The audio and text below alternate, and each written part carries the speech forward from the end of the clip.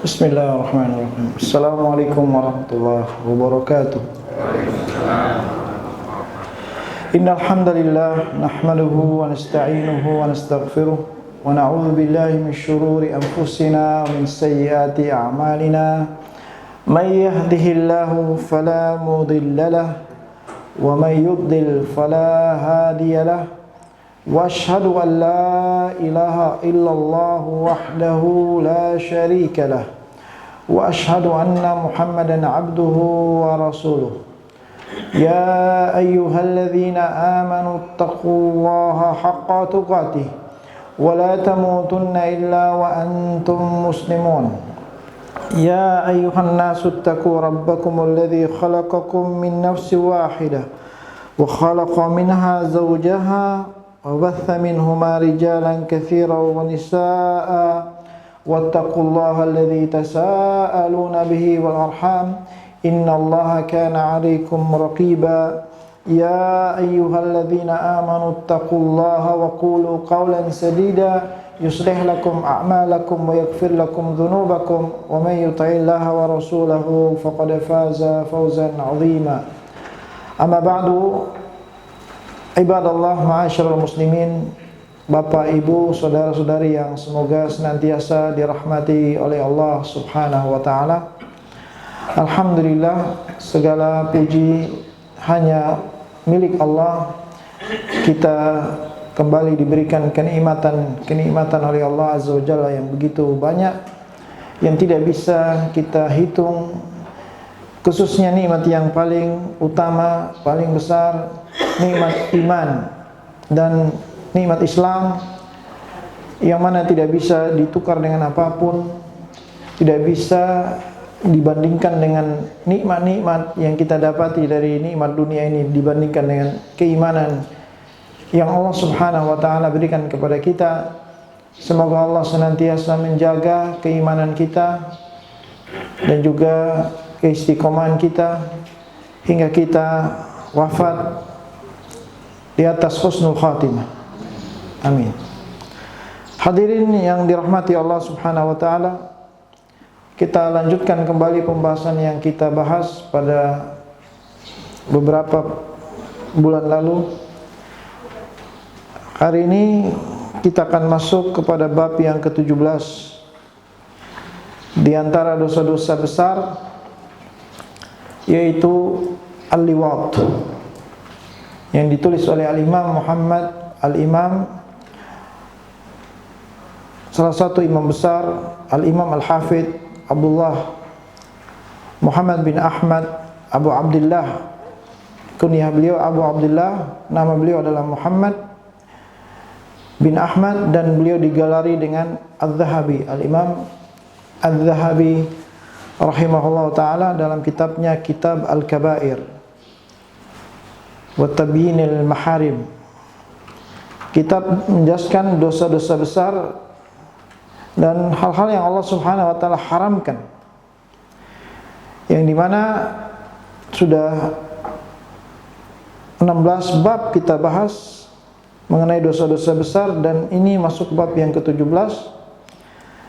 Di antara dosa besar adalah al-liwat, homoseksual. Al-liwat diambil dari kata lut, liwatun, lam, waw, alif, ta, liwat. Kenapa dikatakan liwat? Karena ini kebiasaan kaum Lut, kaum Nabi Lut, yang Allah azab mereka karena mereka melakukan homoseksual, yang mana saat itu yang Allah Subhanahu wa taala kisahkan dalam ayat-ayatnya, dalam surat-suratnya, Allah kisahkan tentang Nabi Lut, kaumnya yang menyimpang dalam hubungan seksual yang Allah larang, yaitu sesama jenis. Tatkala Allah Subhanahu wa taala mengutus para malaikat Allah Subhanahu wa taala, mereka sempat mampir ke rumah Nabi Ibrahim. Para malaikat-malaikat Allah sempat mampir ke rumahnya Nabi Ibrahim untuk bertamu. Kemudian Nabi Ibrahim menyambut dengan baik dan bertanya, siapa mereka? Mereka mengatakan, kami adalah para utusan Allah, malaikat-malaikat Allah yang diutus kepada suatu kaum, yaitu kaum Lut, untuk mengazab mereka. Untuk mengazab mereka karena dosa ini, dosa liwat, dosa homoseksual. Berkata Imam Adz-Dzahabi rahimahullah, qad qassallahu alaina qissata qaumi Lut fi ghairi mawdhi'in min al-Qur'anil aziz. Allah Subhanahu wa taala telah mengisahkan kepada kita tentang kisah kaum Lut, kaum Nabi Lut alaihissalam di beberapa surat-surat Al-Quran, di beberapa surat-surat Al-Quran. Wa annahu ahlakahum bi fi'lihim al-khabith, dan bahwasannya Allah Subhanahu wa taala membinasakan kaum Nabi Lut karena perbuatan mereka yang keji, perbuatan mereka yang sangat keji tersebut. Wa ajma'al muslimun, kemudian beliau menjelaskan tentang hukum homoseksual ini. Seluruh kaum muslimin, seluruh umat muslim, para ulama Islam bersepakat. Bahkan agama-agama yang lain pun, mereka pun bersepakat annal liwat minal kabair, bahwa perbuatan homoseksual termasuk dosa besar. Ya, dari seluruh penjelasan dari kitab-kitab sebelumnya, dari kitab Taurat, kitab Injil, kitab Zabur, dan juga Al-Quran Al-Karim menjelaskan bahwa perbuatan ini termasuk dosa besar. Dan diantaranya ayat Al-Quran yang menjelaskannya dalam surat Asy-Syu'ara, Asy-Syu'ara ayat 165 sampai 166. Di antara ayatnya Allah Subhanahu wa taala berfirman, "Atatuna adz-dzukrana minal alamin." Wahai kaum Lut, apakah kalian datang kepada laki-laki sesama kalian dari manusia ini?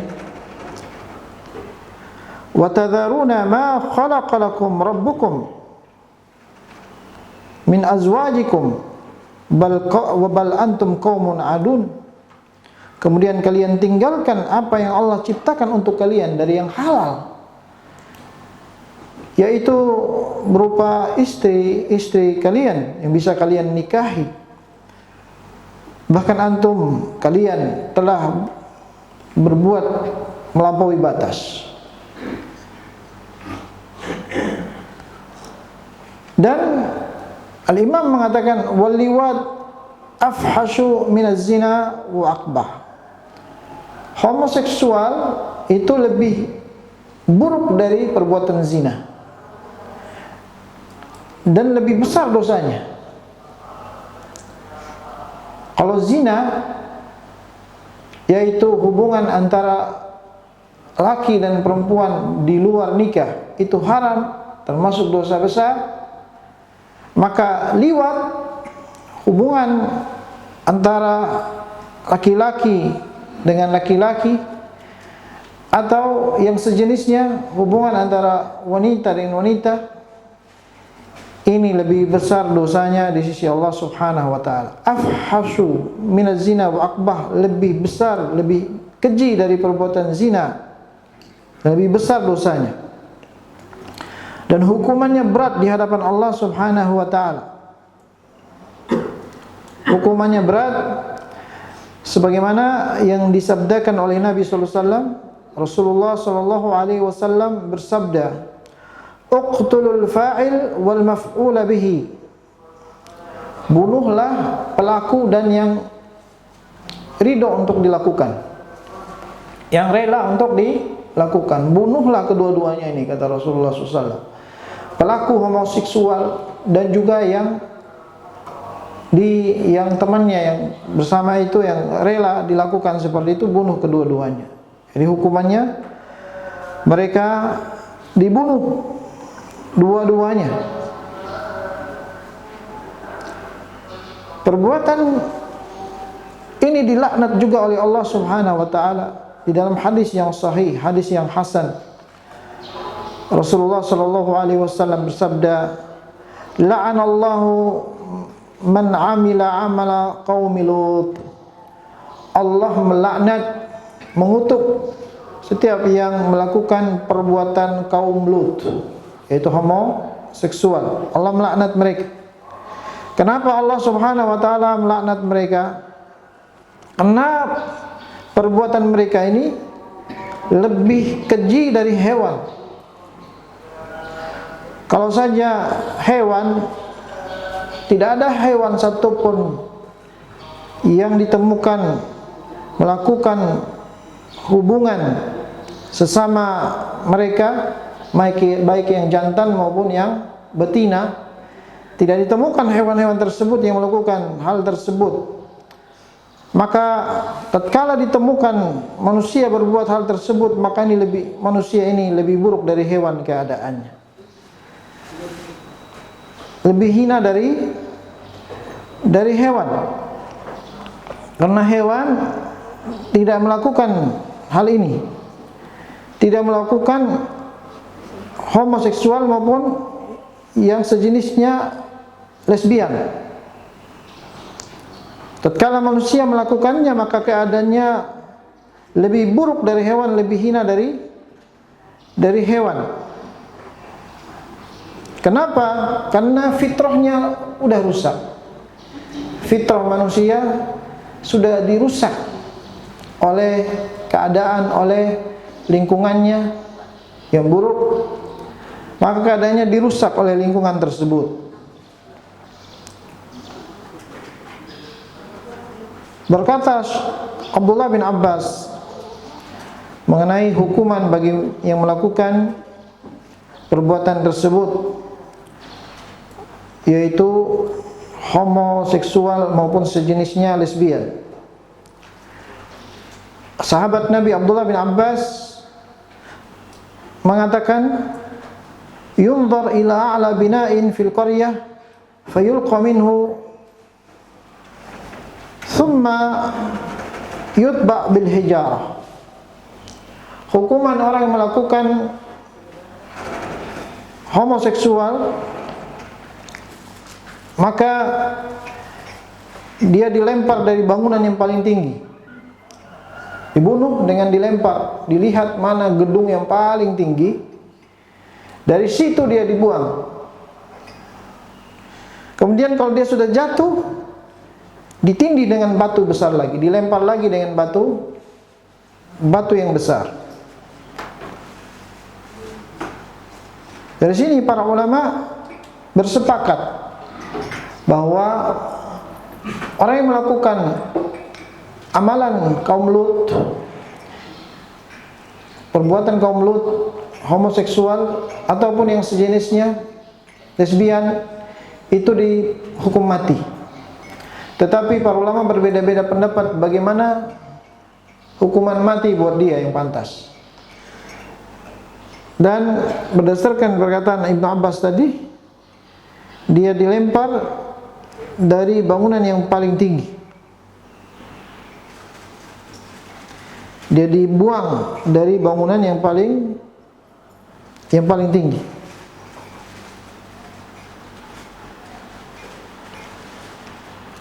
Kemudian dia dilempar dengan batu. Sudah lempar dari bangunan tinggi, belum mati, dilempari lagi dia dengan batu sampai dia mati. Jadi ini bagi kedua-duanya, baik dia homoseksual maupun lesbian, hukumannya sama. Karena ini lebih keji dari perbuatan zina. Kalau orang yang melakukan zina, dia belum menikah, dia dicambuk. Kalau dia sudah menikah, dia berzina, dia dirajam. Dirajam dengan batu sampai mati.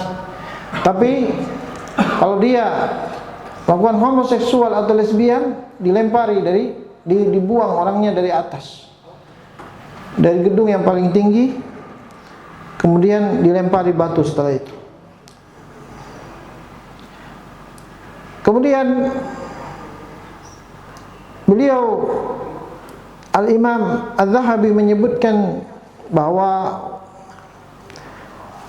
selain homoseksual termasuk lesbian, ini hukumannya sama. Beliau yaitu mengatakan, wa yurwa 'anin Nabi sallallahu alaihi wasallam, dan diriwayatkan dari Nabi yang mulia sallallahu alaihi wasallam, sihaqun nisa zina bainahum, hubungan antara wanita dengan wanita itu adalah perbuatan zina antara mereka.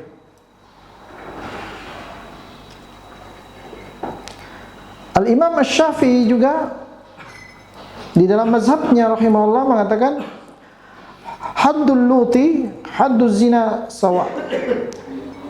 Hukuman bagi pelaku homoseksual maupun lesbian itu hukumannya seperti perbuatan zina. Jadi ini di sini disebutkan perbedaan pendapat para ulama. Dalam mazhab Syafi'i hukumannya sama seperti yang melakukan zina yang sudah menikah, dirajam. Namun seluruh ulama sepakat bahwa dia hukumannya dibunuh.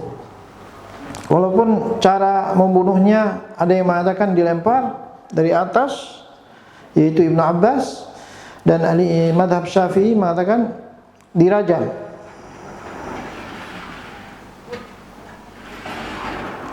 Dan beliau menutup perkataannya dengan Al-Imam Az-Zahabi, wa ajma'atil ummah ala anna man fa'ala bi mamlukihi fa huwa luti mujrim, bahwa siapa yang berzina dengan hamba sahayanya maka dia termasuk melakukan perbuatan kaum Lut, dosanya sama dengan perbuatan kaum Lut. Selesailah perkataan Al-Imam Az-Zahabi rahimahullah dalam bab homoseksual atau sejenisnya. Kemudian kita lanjutkan pembahasannya dari antara dosa-dosa besar, yaitu dosa besar yang ke-18, yaitu qadhful muhsanat, menuduh wanita-wanita yang baik berbuat zina.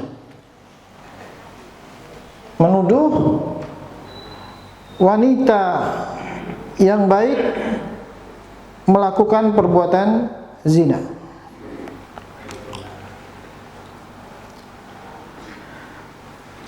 Ini termasuk dosa besar.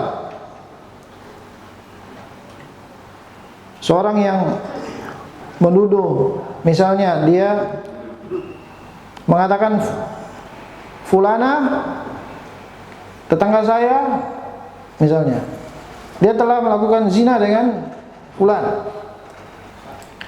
Itu semua tidak bisa dia katakan itu sampai benar-benar ada saksi-saksi, nanti akan jelaskan.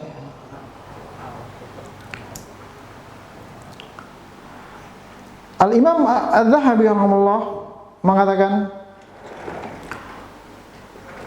al-kabiratu tsaminah asyarah, dosa besar yang ke-18, qadhful muhsanat, menuduh wanita yang baik berbuat zina.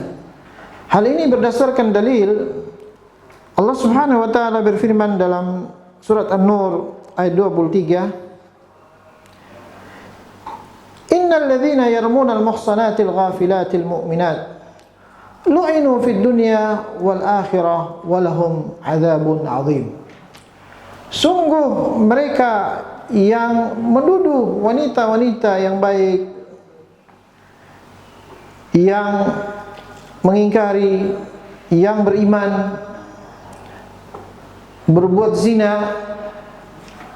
maka mereka dilaknat di dunia dan di akhirat. Mereka dikutuk oleh Allah Subhanahu wa taala di dunia dan di akhirat, dan bagi mereka azab yang besar. Beliau rahimahullah Imam Adz-Dzahabi membawakan bab ini, yaitu qadhful muhsanat. Qadhfu itu asal katanya tadi, qadhful muhsanat artinya melempar, menuduh wanita yang baik berbuat zina. Namun kata qadhfu, menuduh, asal katanya dari melempar. Asal bahasa dari qadhfu, menuduh, asal bahasanya adalah melempar. Kenapa menuduh digunakan dengan kalimat melempar dengan keras? Karena seolah-olah dia yang menuduh ini telah melempar orang baik, wanita baik dengan batu yang besar, telah menyakiti hatinya. Telah menyakiti hatinya dengan dituduh telah berbuat zina. Adapun kata al-muhsanat, muhsanat itu memiliki dua arti. Arti yang pertama adalah wanita-wanita yang sudah menikah kemudian berzina. Arti yang kedua adalah kata muhsan atau muhsanat adalah wanita-wanita yang baik, wanita-wanita yang jauh dari perbuatan dosa tersebut. Yang lebih dekat dengan arti muhsanat dalam bab ini adalah wanita-wanita yang baik, yang jauh dari dosa-dosa tersebut, ya. Maka kalimat qadhful muhsanat artinya menuduh wanita-wanita yang baik, yang tidak berdosa, yang berlepas dari perbuatan tersebut, dia tuduh dengan melakukan zina.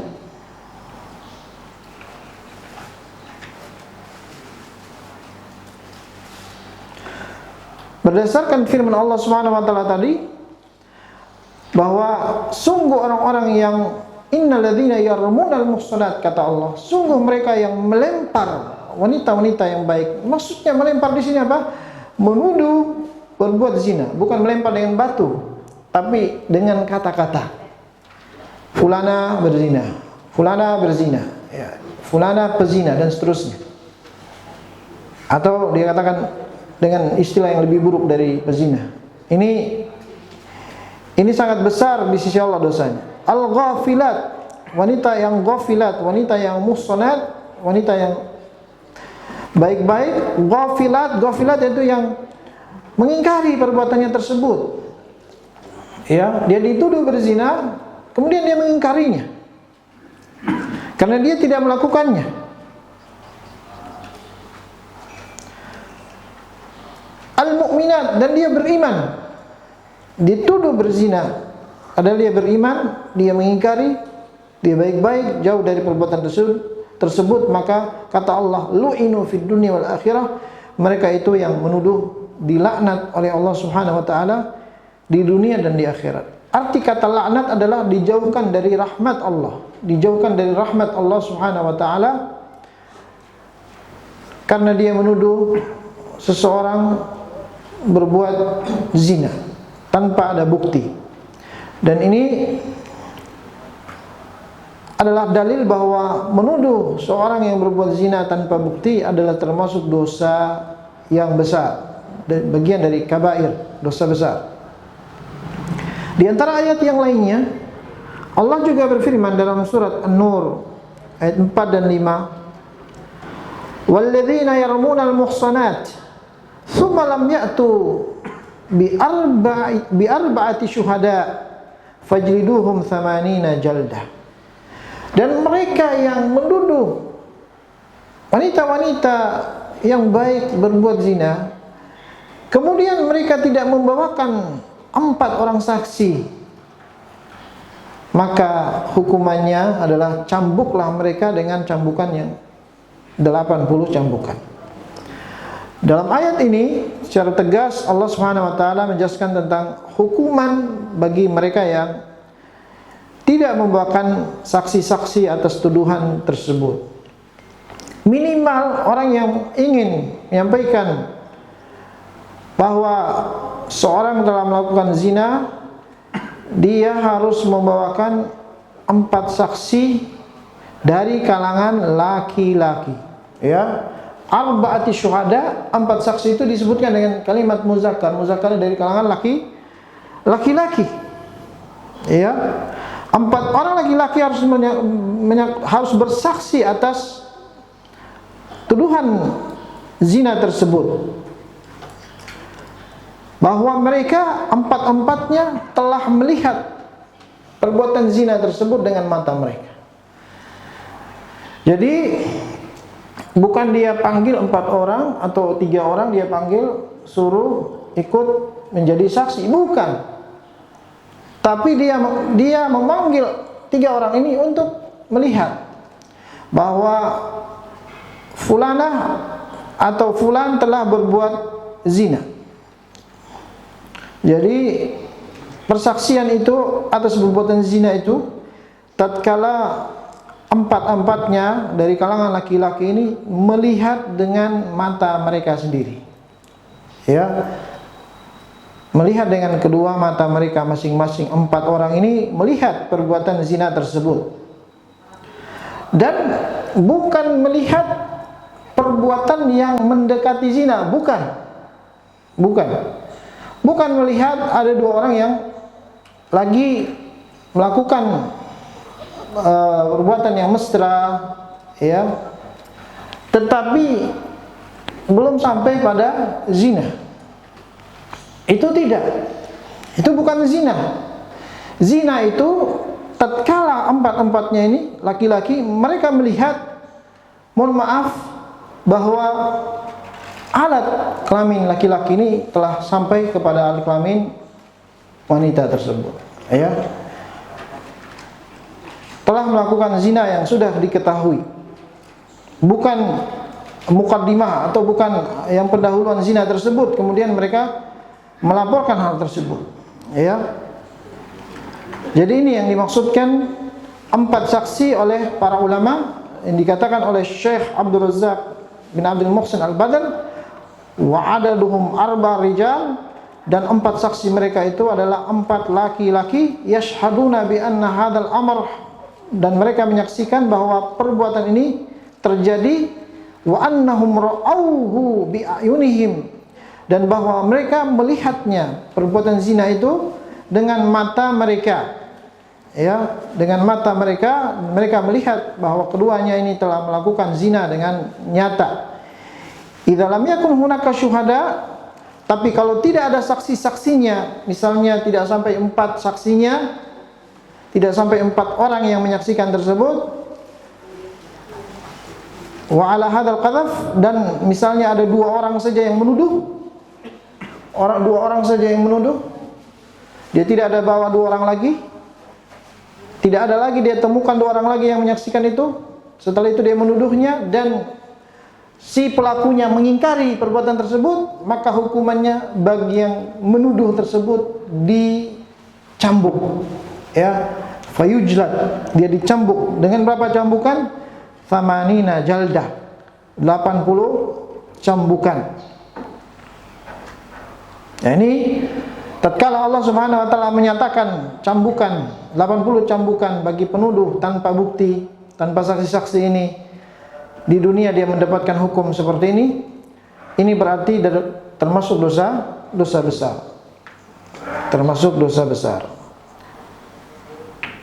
Di antara dalil yang menyatakan bahwa menuduh wanita yang baik berbuat zina atau laki-laki yang baik berbuat zina tanpa saksi termasuk dosa besar, yaitu hadis yang telah berlalu.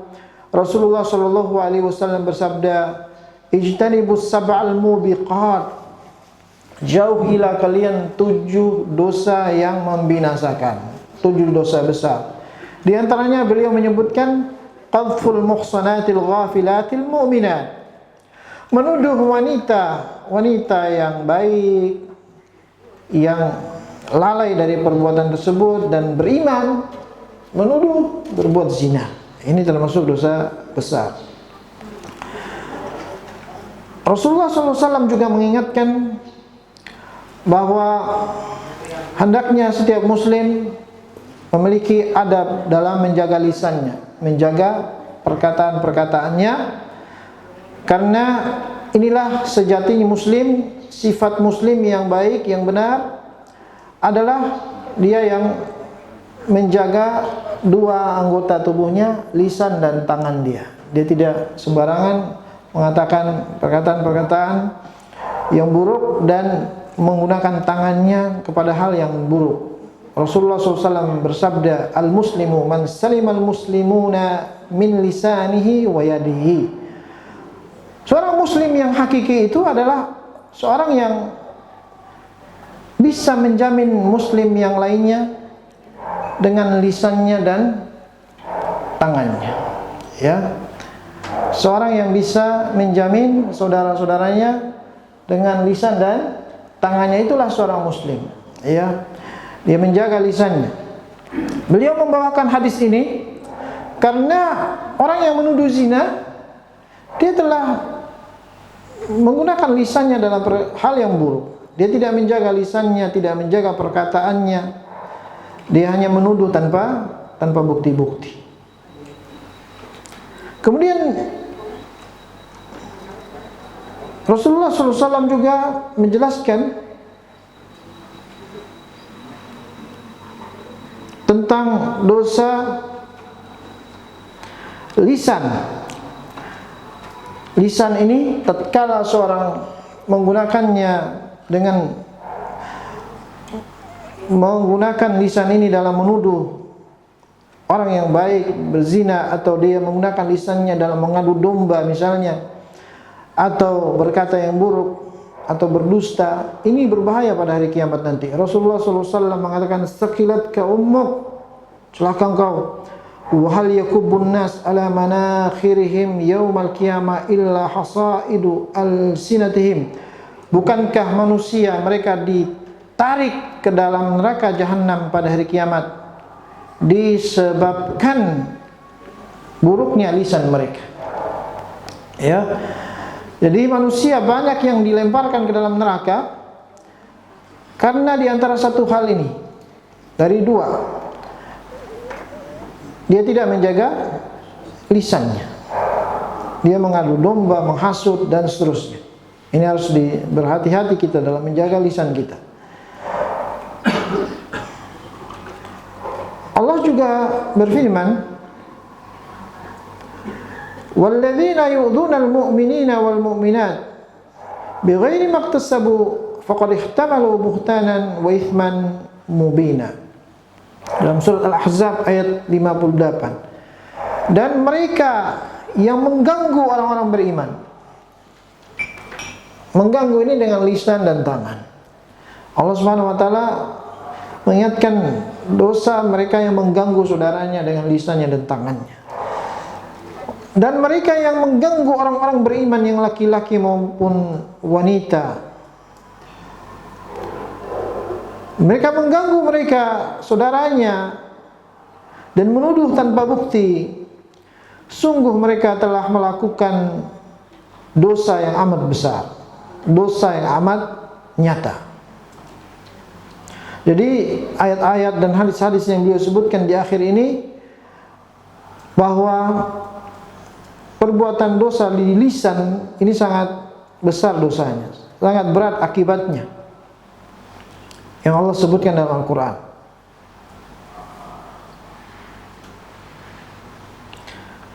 Juga Rasulullah SAW bersabda, "Man qadhafa mamlukahu bizina uqim alaihi al-had yaum al-qiyamah illa an yakuna kama qala."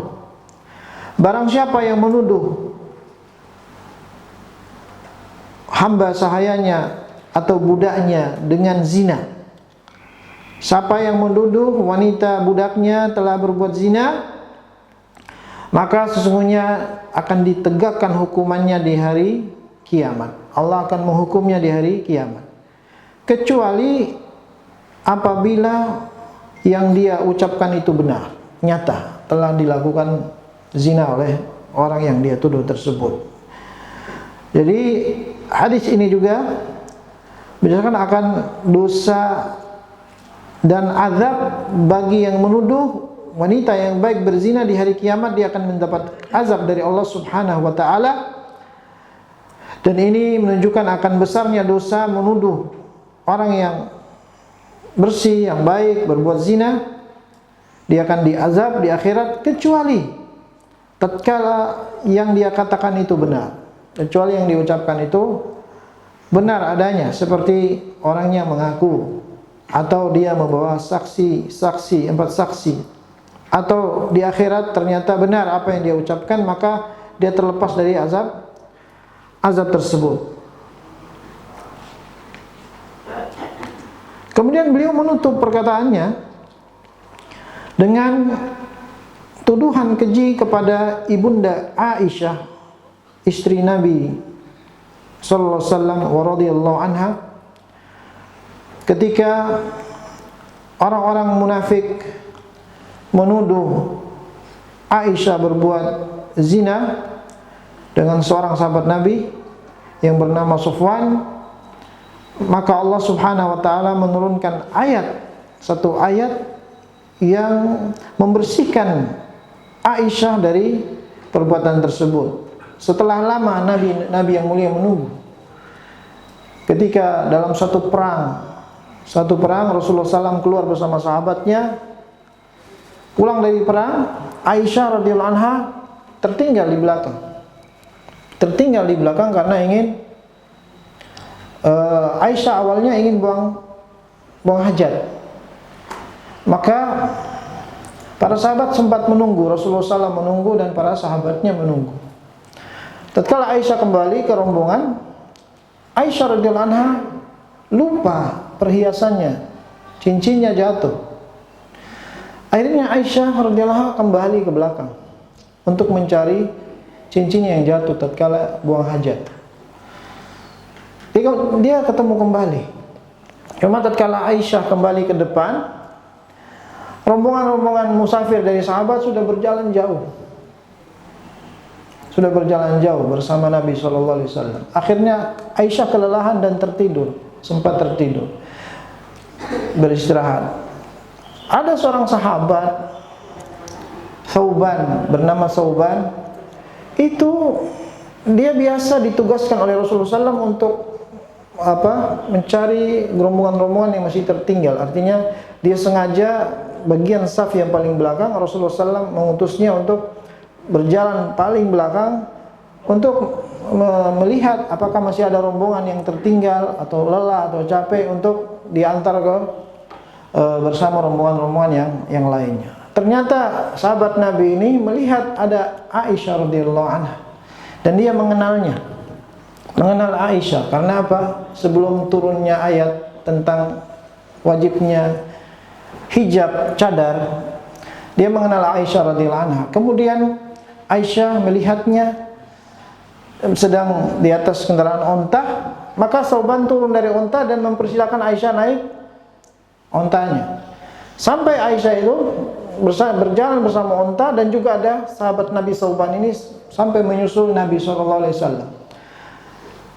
Momen tersebut orang-orang munafik mulai menuduh Thauban, sahabat Nabi ini yang baik, berbuat keji dengan istrinya Nabi SAW sebelumnya. Ya, ini orang-orang munafik mengambil kesempatan untuk menuduh tersebut dan mengadu domba antara para sahabat.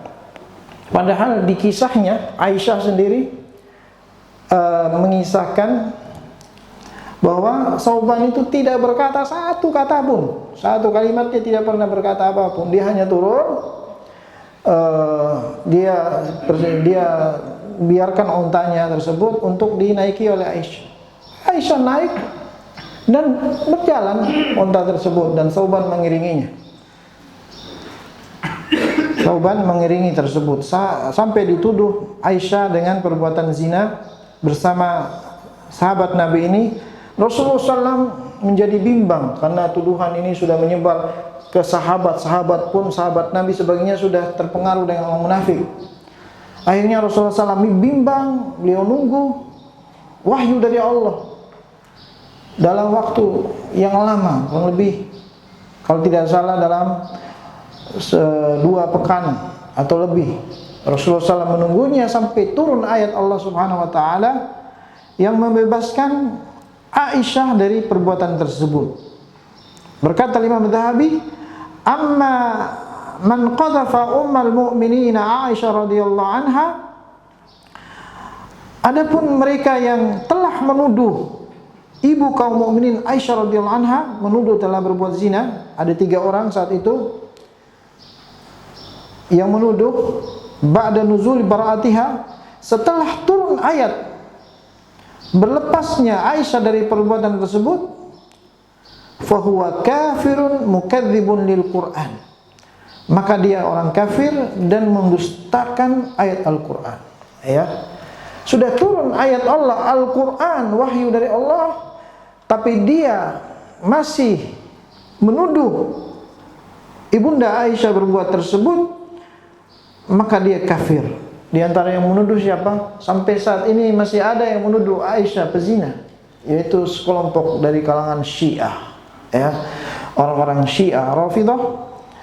Mereka masih tetap membenci istri-istri Nabi SAW dan menuduh Aisyah seorang pezina, ya, nauzubillahi min zalik. Maka kata beliau, mereka yang masih menuduh Aisyah seperti itu pezina, maka dia kafir, murtad dan karena dia telah mendustakan ayat-ayat Al-Qur'anul Karim yang telah melepas Aisyah radhiyallahu anha, membersihkan Aisyah dari perbuatan keji tersebut. Jadi dari sini selesailah Al-Imam Adz-Dzahabi rahimahullah menjelaskan 2 bab ini. Dari bab liwat, dosa besar homoseksual dan sejenisnya, dan juga dosa besar menuduh seorang wanita yang baik berbuat zina atau laki-laki yang baik berbuat zina. Dapat kita ambil pelajaran di sini dari yang sebelumnya, dari perbuatan dosa besar homoseksual yang sudah semakin merebak di zaman ini.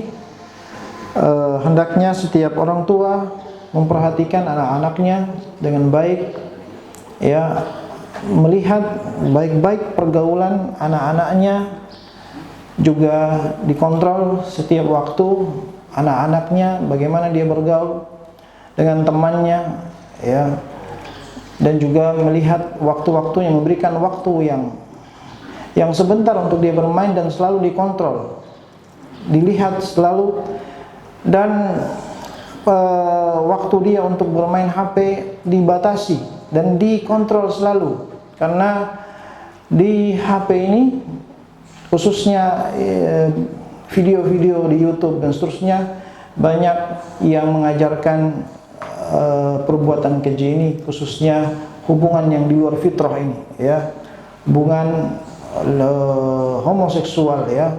Selain itu sesama jenis saja ada, ya, apalagi yang juga yang lawan jenis itu ada dalam HP yang harus kita awasi selalu anak-anak kita, karena dengan anak ini dia selalu melihat di HP-nya, ya, perbuatan-perbuatan yang buruk ini akan merubah fitrah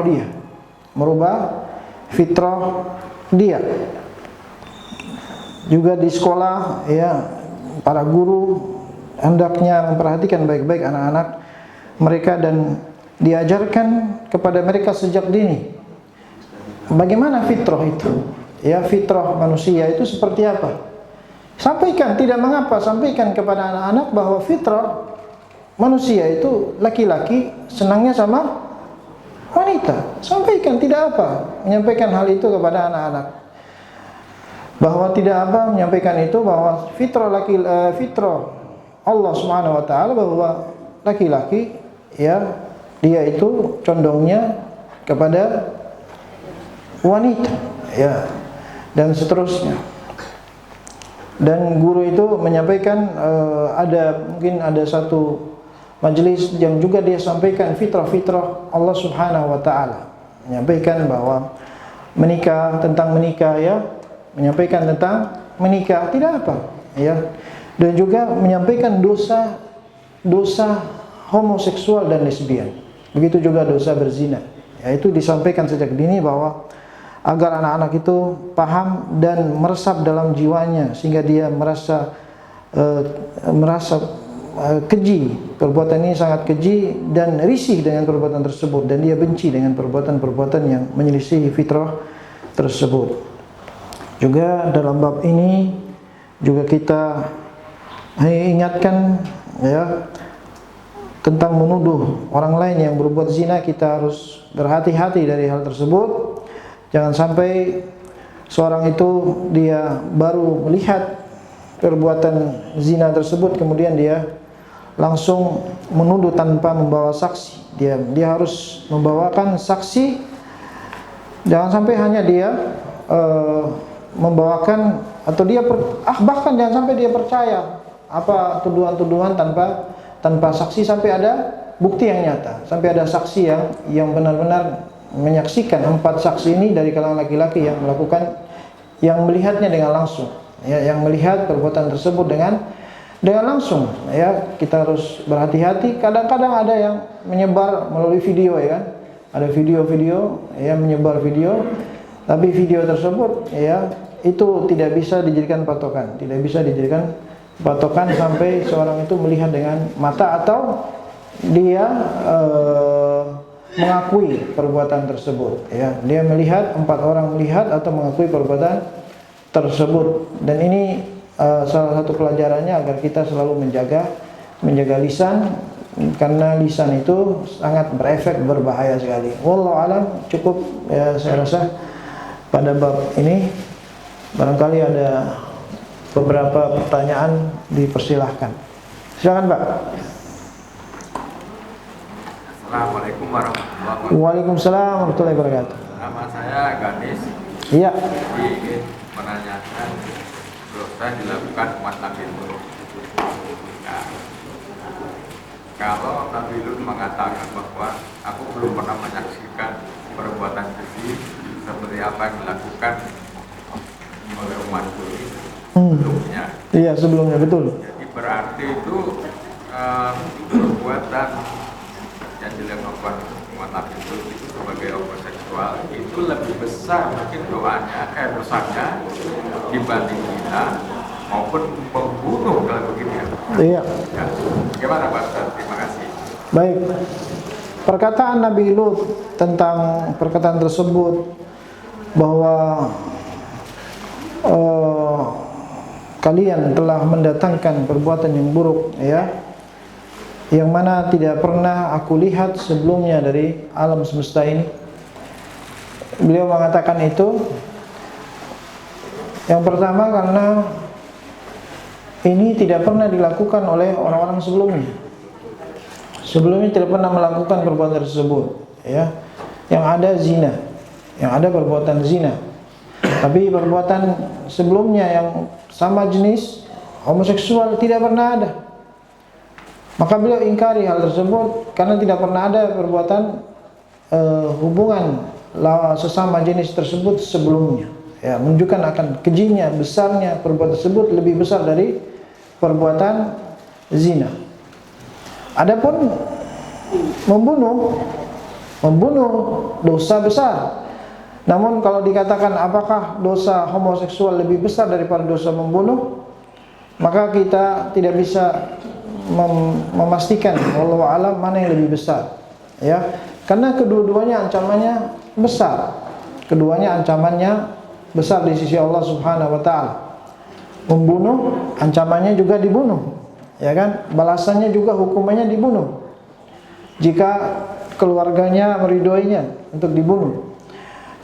Begitu juga homoseksual ini juga dibunuh. Hukumannya dibunuh. Jadi hukumannya sama, artinya dosa besar tersebut sama besarnya.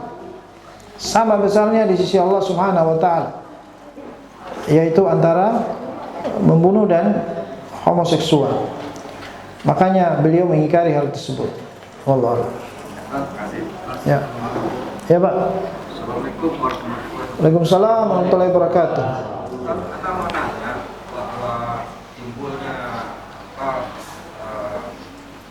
homoseksual itu dari Nabi Lut atau jemaahnya atau kaum mereka.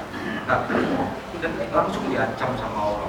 Nah, sekarang kejadian itu juga kalau saya baca di Jawa Tengah itu kalau nggak salah Genta, mungkin hampir sama perilaku mereka sama Nabi Lut SAW. Tapi ternyata juga diancam sama Allah yang menimpa gunung ke daerah setempat. Nah, sementara ini bahwa negara-negara non Muslim itu lagi berkembang-kembangkan untuk betul. seksual atau lesbian atau homoseks. Apakah Allah akan juga memperlakukan seperti itu walaupun mereka bukan kaum muslim? Kira-kira gimana tuh uraiannya atau gimana? Baik. Waalaikumsalam warahmatullahi wabarakatuh.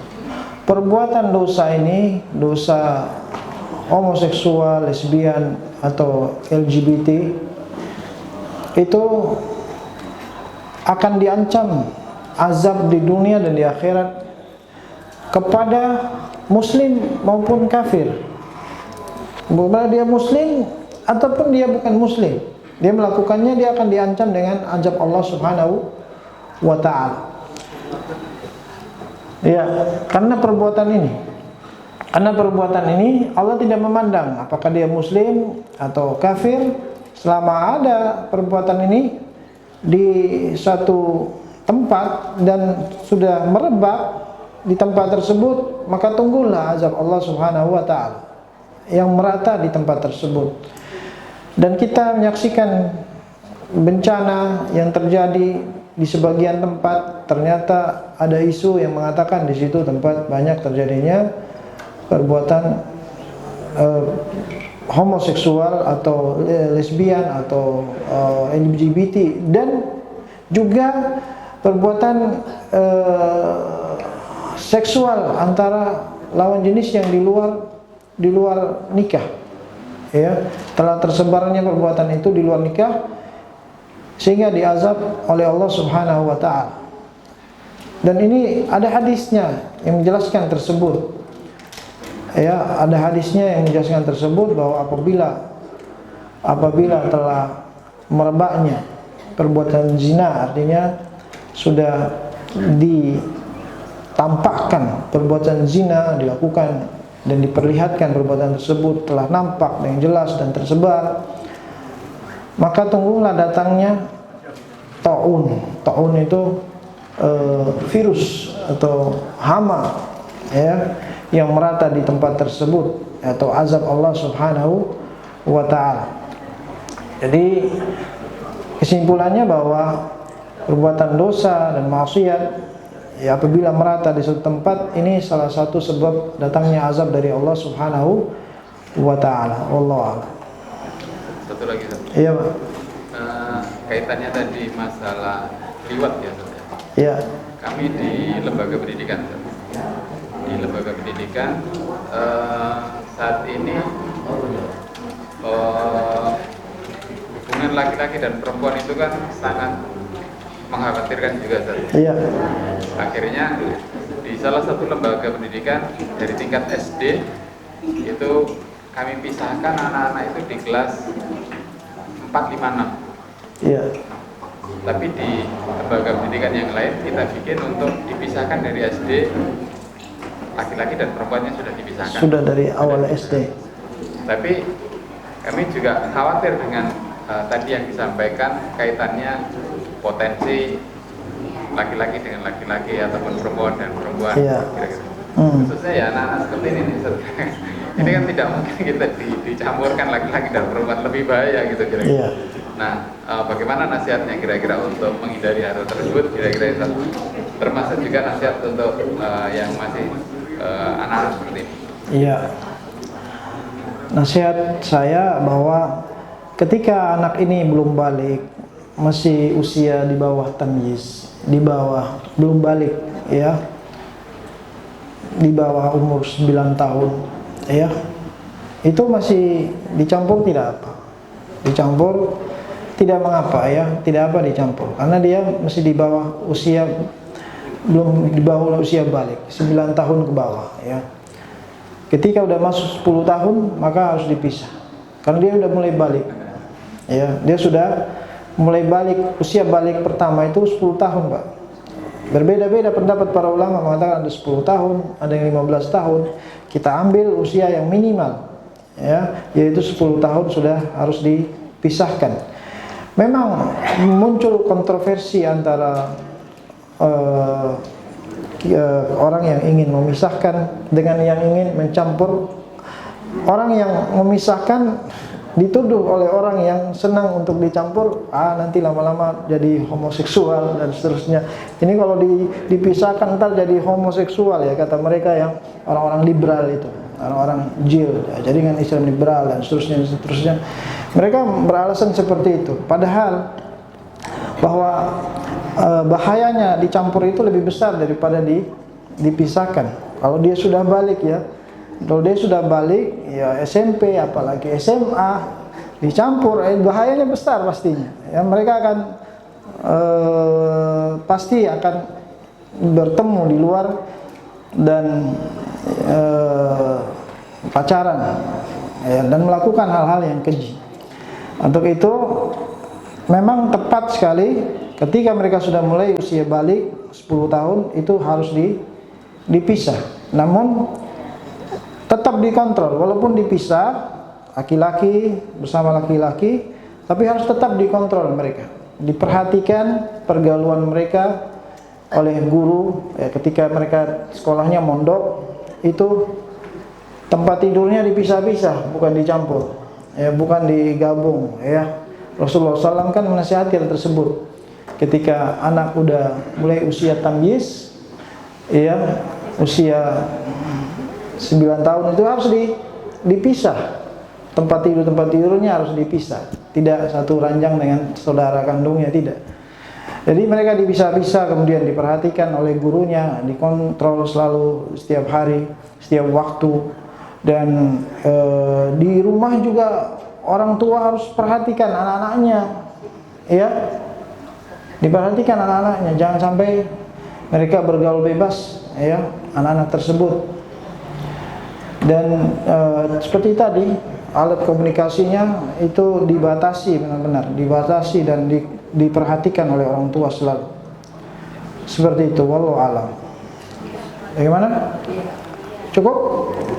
Baik, saya rasa kita cukup sampai di sini. Sudah masuk tasyrik syuruk. Wallahu a'lam. Semoga bermanfaat. Kurang lebihnya saya maaf. Barakallahu fikum jami'an. Kita tutup kajian ini dengan doa subhanakallahumma bihamdik asyhadu an la ilaha illa ant astaghfiruka wa atubu ilaik. Wassalamualaikum warahmatullahi wabarakatuh.